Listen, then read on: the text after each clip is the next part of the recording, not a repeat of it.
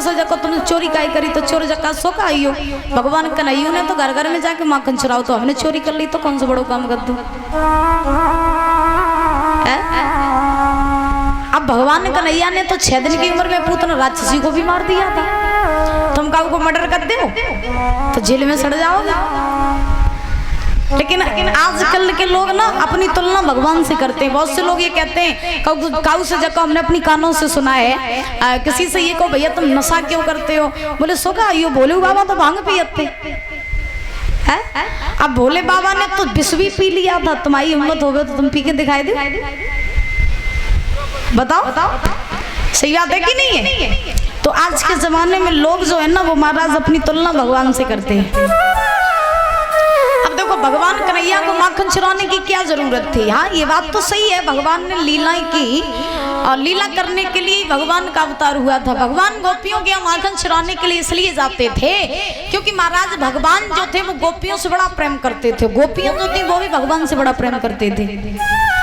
अब गोपियां भगवान से इतना प्रेम करती थी कि जिस दिन भगवान गोपियों के घर माखन चुराने नहीं जाते थे उस दिन गोपियां झूठी शिकायत लेके मैया यशोदा के पास आ जाती थी। मैया तेरा लाला बहुत बिगड़ गो जो माखन चुरा। अब यशोदा कहती मेरा लाला क्यों माखन चुरा, मेरे घर में क्या कमी है दूध दही की जो मेरा लाला तेरे घर में माखन चुराए जाइए।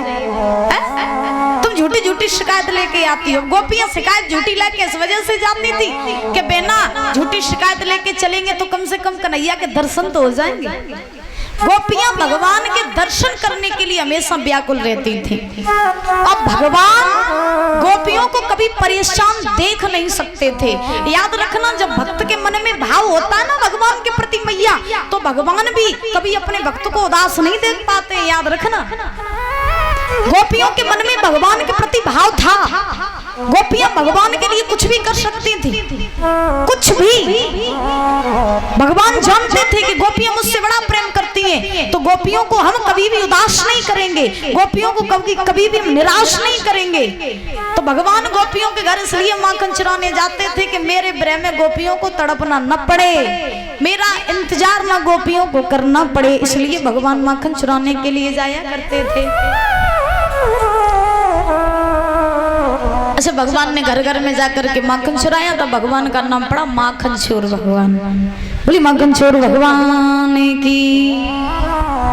कंस के उत्पात बढ़ते गए तो कंस ने बहुत से राक्षसों को भेजा, भगवान ने सबको मार दिया। बाबा नंद ने यशोदा ने कंस के उत्पातों से तंग आकर के आज परीक्षित जी गोकुल नगरी को छोड़ दिया और गोकुल नगरी को छोड़ करके आज बाबा नंद भगवान को लेकर के सारे गोकुल वासियों को लेकर के वृंदावन में आकर के रहे। वृंदावन में भगवान का वास रहा। भगवान कन्हैया यशोदा बाबा नंद को बड़ा प्रेम करते। अच्छा यहाँ एक शंका वाली बात है दादा।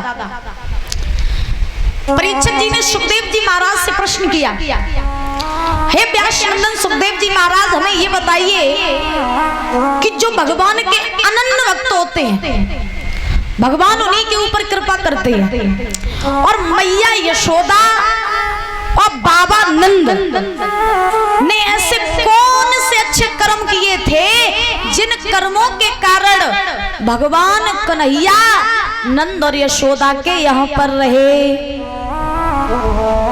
नंद यशोदा ने ऐसे कौन से पुण्य किए थे जो भगवान नंद यशोदा के यहाँ पर आए। क्योंकि भगवान तो जगत के पालनहार थे। बुजुर्गों पीछे दादा, भगवान जगत के पालनहार थे। भगवान का अवतार हुआ था किस लिए?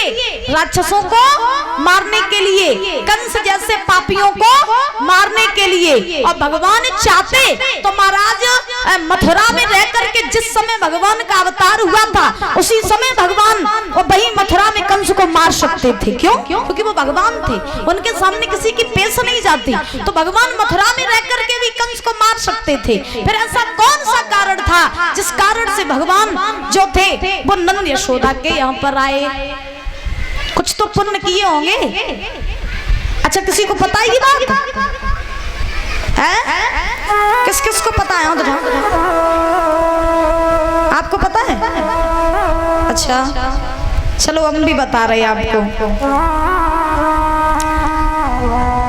हमने जो प्रमाण पाया है वो प्रमाण हम बता रहे, हमने विद्वानों के मुख से सुना कि नंद यशोदा ने ऐसे कौन से पुण्य किए थे जो भगवान के यहाँ पर आए। ये नंद और यशोदा जो थे, देखिए इनके पीछे बाबा नंद यशोदा के यहाँ पर भगवान क्यों रहे, इसके पीछे दो कारण हैं। हम आपको दोनों कारण बताएंगे, जो अच्छा लगे उसको मान लेना, ठीक है। पहला कारण तो ये है कि नंद और यशोदा जो थे ये पूर्व जन्म में बसु और धरा थे, याद रखना। नंद और यशोदा ये जो थे ये दोनों बसु और धरा थे।